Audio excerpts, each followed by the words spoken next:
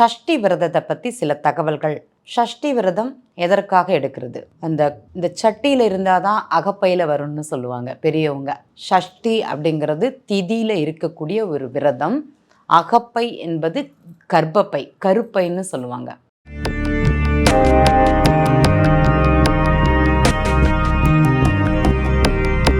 வணக்கம். ஏஎல்பி ஜோதிட ஆசிரியர் ஸ்ரீ குரு உமா வெங்கட். நம்ம பொதுவாகவே நம்மளுடைய உடம்பு எப்படி இருக்குன்னு பார்த்தீங்கன்னா, இந்த 15 நாளுக்கு ஒரு தடவை விரதம் இருப்பது அப்படிங்கிறது சிறப்பு. அது என்ன விரதம் வேணால் இருங்க. எல்லா நாளும் வீட்டில் நம்ம சாப்பிட்டுட்டே இருக்கோம். 3 நேரம் ரொட்டீன் அப்படிங்கிறது பண்ணிட்டுருக்கோம். சாப்பிடாமல் இருக்கிறதும் தப்பு தான். ஆனால் அந்த மாதத்தில் 2 நாள் அப்படிங்கிறது நம்ம கண்டிப்பாக விரதம் அப்படிங்கிறது இருக்கணும். சிலர் பார்த்திங்கன்னா ஷஷ்டியில் இருப்பாங்க, சிலர் ஏகாதசி அப்படிங்கிற விரதம் அப்படிங்கிறது இருப்பாங்க. இந்த பெருமாளை கும்பிடுறவங்க ஏகாதசி விரதமும், சிவபெருமானை கும்பிடுறவங்க ஷஷ்டி விரதமும் சேர்த்து இருப்பாங்களானா இருப்பாங்க. அதான் முதன்மையாக பார்த்திங்கன்னா இந்த விரதம் கடைபிடிப்பது அப்படிங்கிறது முக்கியம். இந்த விரதம் எதற்காக இருக்கப்படுகிறது? குழந்தை பேறு இல்லாதவர்களுக்காக இந்த ஷஷ்டி விரதம் அப்படிங்கிறது இருப்பது சிறப்பு. மனதில் நம்ம ஒரு செயல் நடக்கிறோம், வேண்டிக்கிறோம், அந்த செயல் வெற்றி அடைவதற்காக இந்த ஷஷ்டி விரதம் இருப்பது அப்படிங்கிறது நலம். அதாவது முருகன் சூரபத்மனை வதம் செய்வதற்காக 6 நாள் போராடியதாக இந்த ஷஷ்டி அப்படிங்கிற இது கொண்டாடப்படுகிறது. தீபாவளி கழிந்து அடுத்த நாள் அப்படிங்கிறது இந்த நம்மளுடைய 6 நாள் ஷஷ்டி எல்லாருக்கும் தெரியும்.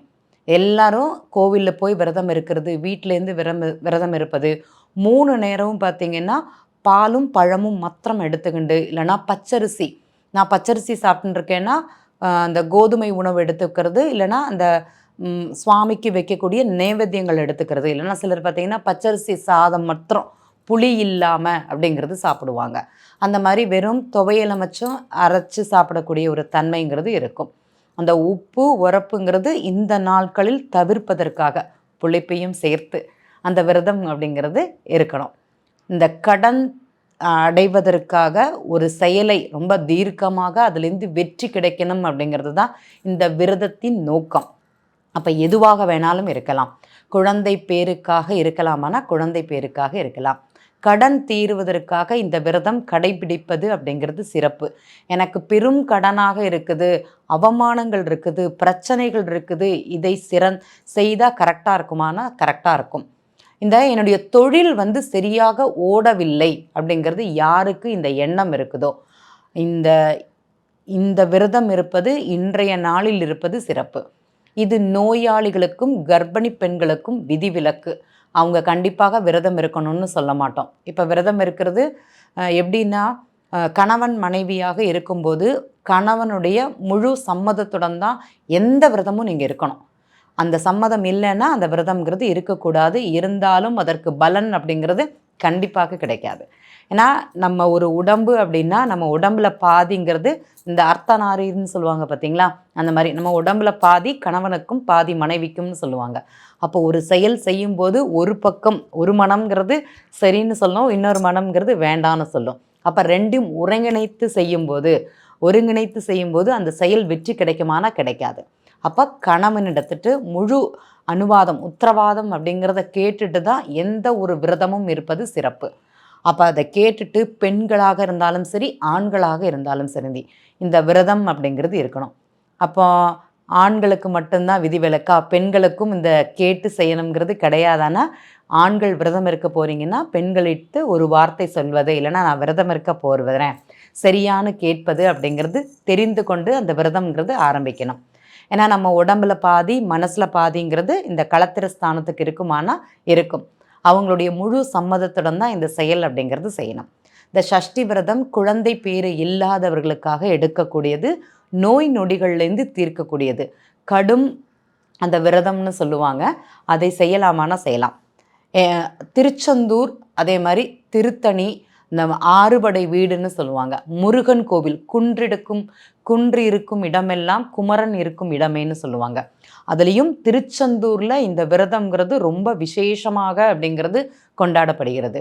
யாகசாலை அமைத்து அதில் வேத விற்பனர்கள் அப்படிங்கிறவங்க நிறைய பூஜை புனஸ்காரங்கள் எல்லாமே பண்ணிவிட்டு சுவாமியை வலம் வந்து அந்த மதிய நேரங்கிறது ஹாரத்தி காமிச்சு கிளம்புற ஒரு 10 மணிக்கு ஆரம்பித்ததுன்னா ஒரு 2 மணி வரைக்குமே அங்கே பூஜை அப்படிங்கிறது நடக்கும்.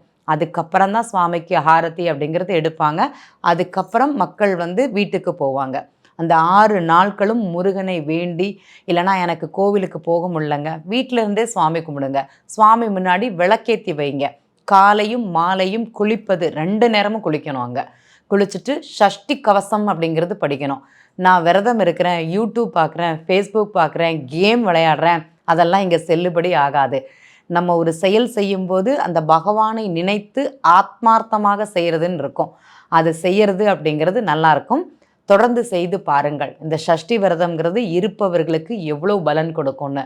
இன்றைக்கி வந்து ஜாதகத்திலேயே பார்த்திங்கன்னா 5ஆம் அதிபதின்னு சொல்லக்கூடிய கிரகம் 6ஆம் இடத்துல இருந்தது ஜாதகத்தில்னு பார்த்திங்கன்னா 5ங்கிறது குழந்தை, 6ங்கிறது விரதம் இல்லைன்னா பிரச்சனை. அந்த பிரச்சனையை விளக்கக்கூடியது யார் அப்படின்னா பட்னி போடுறது. அப்போ யாரை பட்னி போடணும்? வயிற்ற பட்னி போடணும். அதை பட்னி போட்டால் அந்த செயல் நடக்குமானா நடக்கும்.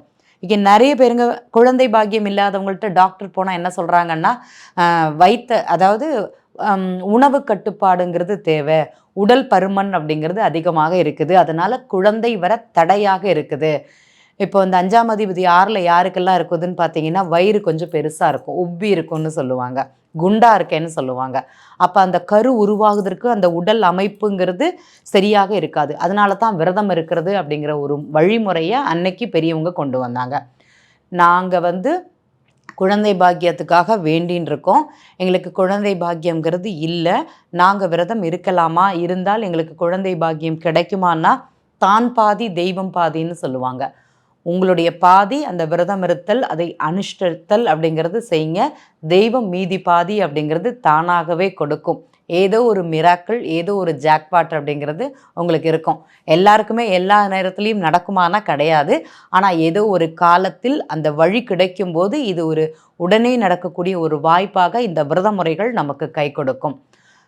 பெரியவர்கள் இதை இருக்கணுங்கிறது கிடையாது. அதே மாதிரி நோயால் அவதிப்படுறவங்க, நாங்கள் மாத்திரை சாப்பிட்ணும், நாங்கள் இந்த விரதம் இருக்க முடியாது அப்படிங்கிற கவலையெல்லாம் வேண்டாம். உங்களுக்கு விரதம்ங்கிறது இருக்க வேண்டாம். நீங்கள் தாராளமாக அந்த முருகனை 6 நேரமும் 6 தினமும் சஷ்டி கவசம் அப்படிங்கிறது 6 நேரமும் கூட படிங்க, 6 தடவை கூட படிங்க. உங்கள் வாழ்க்கையில் மாற்றம் கிடைக்குமானா கண்டிப்பாக கிடைக்கும் அப்படிங்கிறத இந்த இடத்துல பதிவு பண்ணிக்கிறேன். அனைவருக்கும் நன்றி, வணக்கம்.